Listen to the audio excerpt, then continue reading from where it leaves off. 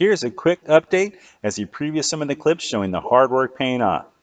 As many of you know, our original hope over the past few years was to be sailing south by now, particularly down to Mexico and then looking further. Those destinations are the ones of our dreams: Easter Island, Galapagos, Tahiti, Hawaii, New Zealand, Australia. Work and life, as it can often do, has gotten in the way. Work has been great, it's paying for a complete refit, but at the same time it stretches that time frame. And then there's this thing about sailing with 4 kids, the acceptance of risk changes. You want to make sure everything is ready. We sure are getting a lot done, including finally changing that name back to Zayante on the stern, officially. Our updated goals are sea trials late spring, early summer, sailing the Pacific Northwest, and then sailing south 2023.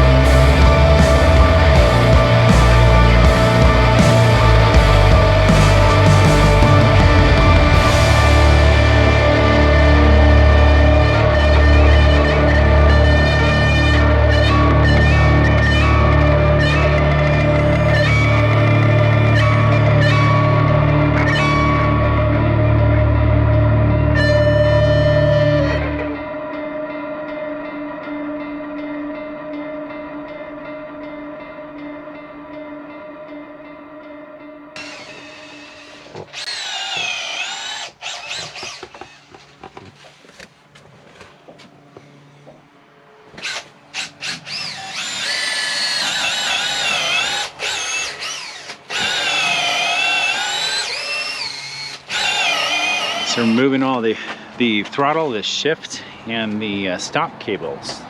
Show you the how it's set up here.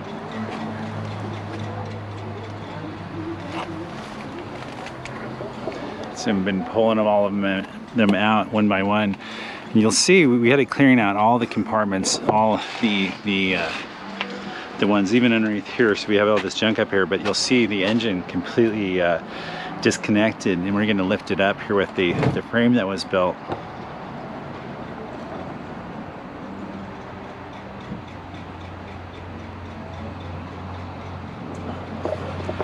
Just looking at that, you can see why we couldn't live aboard.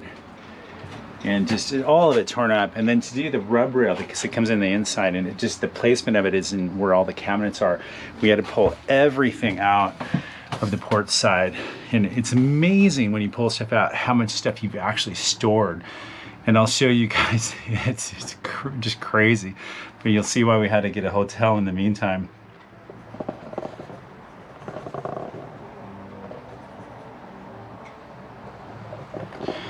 So just a quick recap with what we're doing. We're doing the engine work, and this one hurts a little bit, just because it feels a little bit like overkill to do it. But that being said, it's a smarter way to go. It's just going to be an expense. And so what we're doing is we're paying for this is Robert Darcy and his crew went ahead and built this, and then the frame for it, and then we're going to lift out. Golmikoff is going to lift up the engine. They've already been on board and they've disconnected everything, and then we're going to lift it up, move it out of the way. We're probably going to have to remove the transmission because it's just so big. The huge 110 horsepower Dagenheim, Ford Dagenheim diesel, mirrorized by Osco. It's funny how you just learn so much about the engine. It's not a Ford Lehman, but it's Ford Dagenheim. And we're going to lift it up. Great engine. We're going to keep the engine. We're going to paint it, remove the transmission. I'm taking the transmission over to Harborside in Everett. They're going to take a look at it. And just because there's no more economical time to have it looked at. And if it doesn't need anything, then we get it back cheap. And if it needs work, then it's much better to have it checked and found there than offshore or coming into a marina or something like that. And so we're going to have that work done. And then finish replacing a couple more hoses we have to replace. All new wiring is going to go on there. What wiring we haven't replaced already. We've really done a lot of work. And then we're going to paint it at the same time. And then in addition to that, the rub rail. We're going to have a rub rail. There's a 37-foot rub rail that goes along both sides. And so we're doing the port side first. Moved everything over to the starboard side. They have access to it now. They've already removed it, which I'll show you guys in a little bit.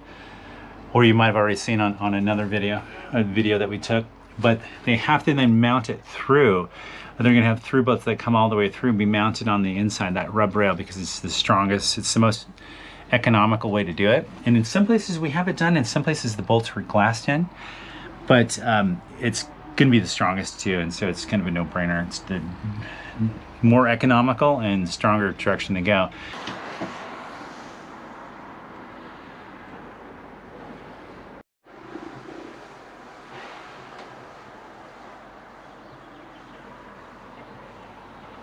The exhaust, we would occasionally have a leak in the exhaust. You could just smell it. And so as part of the engine being pulled out, I just pulled out the exhaust.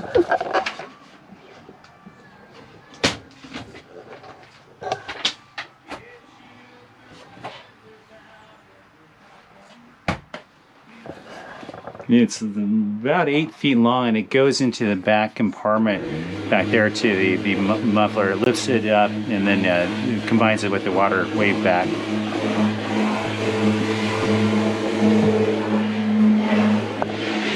But yeah, just removing all components, just like while we're doing all this work, we don't want to leave anything untouched. And so you can just see it's starting to be cleared out as we remove more and more components.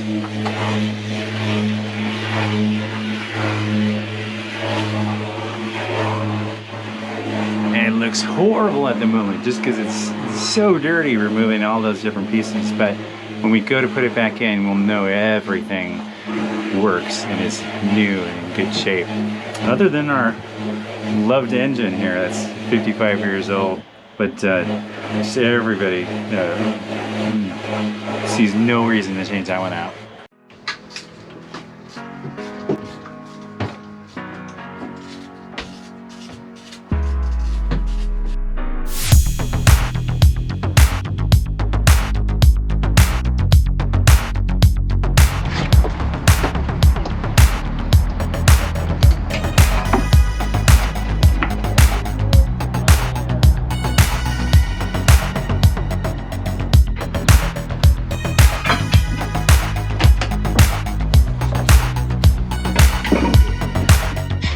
This beloved rusty old beauty is a Ford Wangenheim 330 CID 6-cylinder Series 590E marinized by Osco. It's basically a 6-cylinder Ford diesel, similar in many respects to the more widely used Ford Lehman, sometimes referred to as a Thames Trader engine. It was used in a wide variety of uses, including agriculture on tractors and equipment, and in commercial applications built between the years 1962 and 1965. A now defunct company, Osco, had a manufacturing facility in Hatfield, Pennsylvania, where they produced the manifold and other components for marinization. It was sold as an option in the original Pearson Countesses. It was a bit of a mystery to us at first, being close in resemblance to, but not a Ford Lehman. The best mechanics here love it and suggest we keep it. The quality of metal is not used anymore. It's simple, not electronically complicated like the new models, and should last another 50 years. It has never let us down. We are looking at replacing everything connected to the car engine. New alternator, new heat exchanger, new oil cooler, all new hoses, inspecting and ultimately rebuilding the transmission, new shaft, new stuffing box hose and clamps, new cutlass bearing, new motor mounts, proper conditioning tune, new exhaust system, and much more. We had already redone the fuel system that had supplied it. We don't believe it. It's been moved 57 years since the original install, so it was time. Some of the components were original. Here's to it lasting us another 50 years.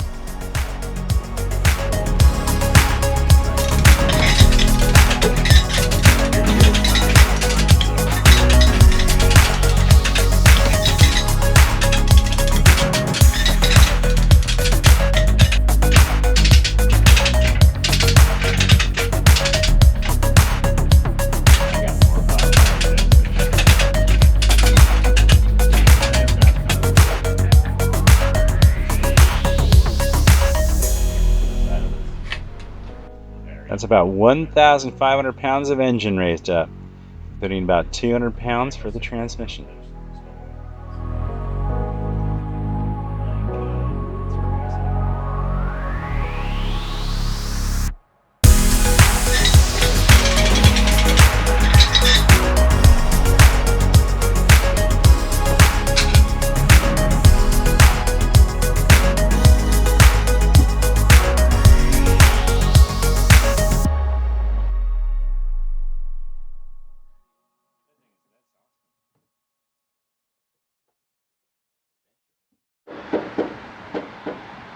So this is where we are. We have the engine lifted up, thanks to Golmakov's help.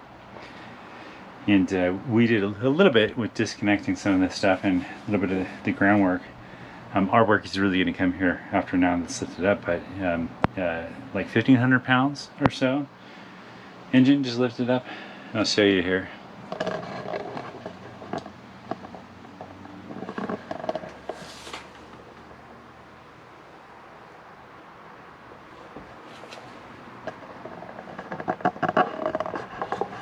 So tomorrow is, because it's starting to get late now, tomorrow's the plan is Robert's going to come in, and then block it, and we're going to secure it, and then we can get in there underneath in that huge cavity and start cleaning it up and doing the other work that we're going to do, clean up the engine, get the engine ready, just check all the seals, do all this stuff, and I'll show you the cavity underneath. It's just quite a cavity. It's probably about 5 feet down below the engine.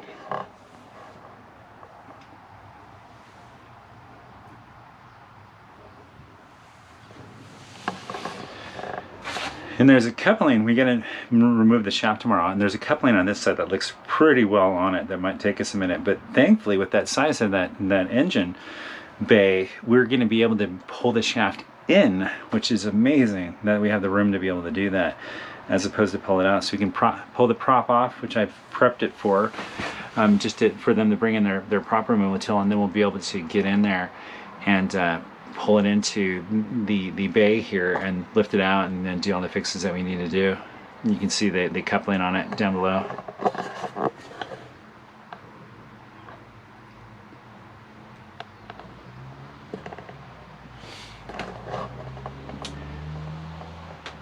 Yeah, they already got all the motor mounts off too, you know, and that just, without it, lifting was just taking forever. And so we're on our way.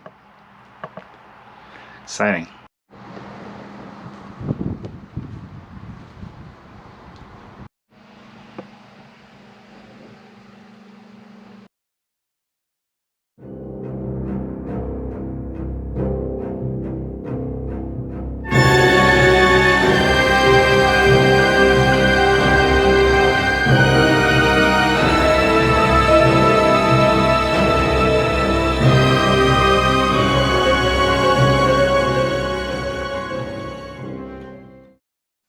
Our dream is to sail farther, but we need your help. If you like our video, please remember to like, subscribe, or become a Patreon member. With your help, we can sail farther, record these adventures, and share them with you.